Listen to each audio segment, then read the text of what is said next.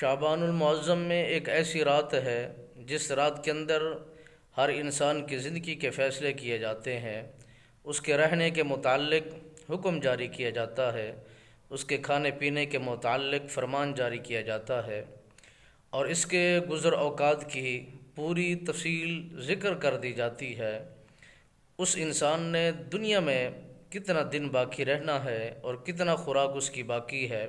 اور کتنے نوالے اس کے باقی ہیں۔ وہ رات بڑی عظیم رات ہے، اس میں بڑے بڑے فیصلے ہوتے ہیں، بڑے بڑی تقدیریں بدلتی ہیں، اور بڑے بڑے بہترین سفر اس میں جو لکھے جاتے ہیں،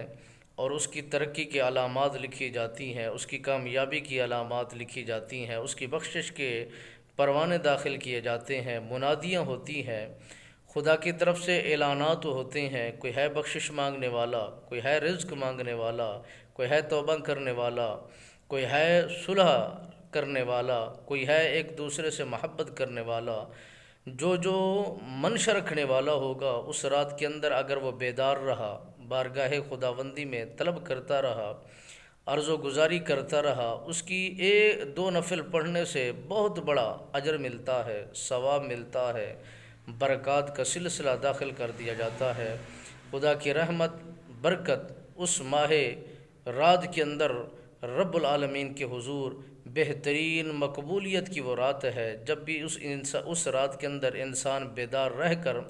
بارگاہ خداوندی میں عرض و گزاری کرتا ہے تو مالک بے نیاز اس کی دعا کو شرف قبولیت عطا فرماتا ہے،